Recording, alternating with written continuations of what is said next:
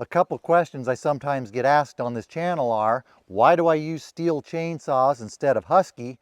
And why do I use such long bars even when I'm cutting small material? We'll cover these questions over the next few minutes. A couple years ago, I posted a YouTube short video talking about why I switched from running both Husky and Stihl chainsaws to running only Stihl chainsaws. That was early on in my YouTube days. That's when I learned just how deep chainsaw dogma runs. That's when I learned if you state your opinion about which chainsaw brand you prefer, maybe even talking about some problems you've had with the other brand, there will be a percentage of people who like that other brand who will react to that as if you were attacking their religion. I know there are a lot of guys who like arguing Stihl versus Husky, Chevy versus Ford. It's all in good fun. But there are some people who take that way too seriously. It was like I started a holy war in the comments on that video. But I like to think those of us over here on long form video, we're a little more not like that. But we'll see how it goes. I know I'm taking a big risk by making this video.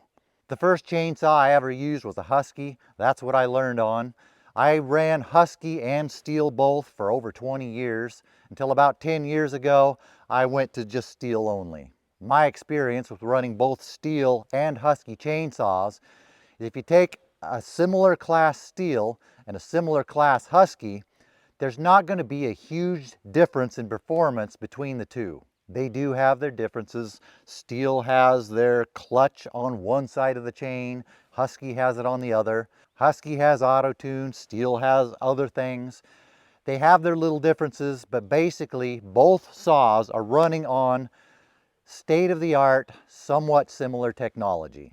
What I found interesting is when I had both Husky and Stihl, both saws had the same carburetors, or at least the carburetors were made by the same company. I don't know if that's the way it is now, that's the way it was then. The reason I ran both Husky and both Stihl is I've had good success with both of them. But with Husky, I've had a few more problems with them.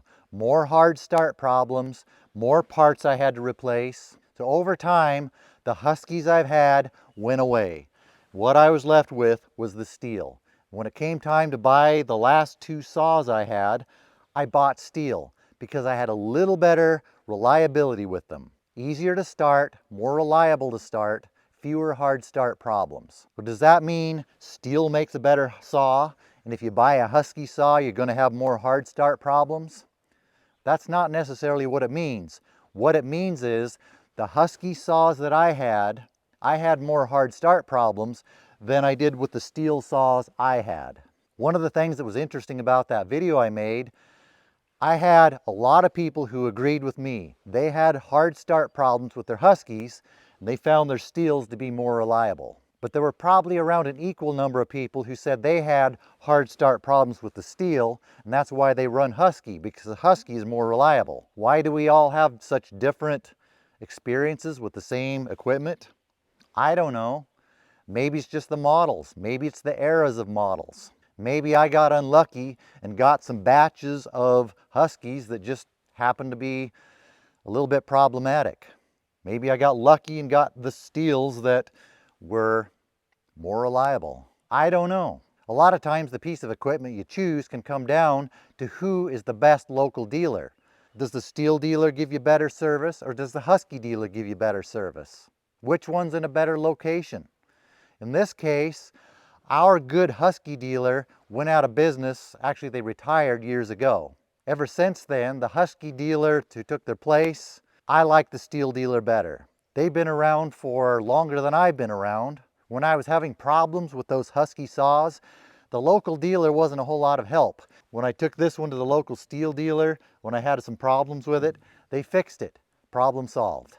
But every once in a while, I run into someone who just doesn't understand why professional loggers would run Stihl chainsaws when they could be running Huskies, which are so much better. And it seems like they always use similar language. A Husky whatever will cut circles around a Stihl whatever. Then I go look at the stats, then I look at my experience, And what I find is, seems like they have a fairly similar performance. What I've found in life is you have to watch out for the fanatics. You get people who are fanatics in whatever sports team they like, the politician they like, the chainsaw brand they like, veganism. It's usually the fanatics that are the most loud. The type of people that just don't understand one brand has good qualities, the other brand has good qualities too. Just because you like one brand does not mean the other brand has to suck. I think one of the reasons there are so many fanatics for both Stihl and Husky is they both make such good saws. If you buy either Stihl or Husky, chances are you're going to get a really good saw. Same with Ford and Chevy trucks. There are fanatics for both of them because they both make such good trucks. Except it's different with the Dodge owners. They are the angry ones because they know they chose wrong. They just can't admit it. I'm just kidding with the Dodge. At least Dodge does have the good Cummins diesels in them. They have that one thing going for them. All right, here we go. Dodge Holy War down below. I'm just kidding about Dodge. I've never owned a Dodge. I'm a Dodge ignoramus. I'm sure they make good trucks too. Okay, that's enough of that nonsense. People sometimes ask me why I use such a long bar even when I'm cutting small material. A 24-inch bar used to be my go-to bar. This is a Stihl MS 362. I wore this saw out just because I used it so much. In 2020, when that thing finally clunked out, yeah, Stihl saws do wear out too. What I've found is they have about a similar lifespan as Huskies. I use them for a long time before they eventually wear out. This thing finally wore out in 2020. When that happened, that's when all the shortages and all the crazy things were going on. I went into the saw shop to replace it, but this 462 Stihl was the only professional saw the saw shop had. I ended up buying that because I wanted to replace my old 044, which I've had for 30 years. It still runs good, but I wanted to upgrade to a newer saw, so I bought this instead. I bought this with a 32-inch light bar. I used to only use the long barred saws for timber falling, for falling bigger timber, cutting bigger material. Most of the time I'd use the 24 for everything else. This was my go-to for everything else. But after running this saw with the light long bar, I like this combination so much that this has become my go-to saw for everything. With the long bar, I have a shorter bar I can put on here, but I just find that I like the long one. The long bar is just a good length for me.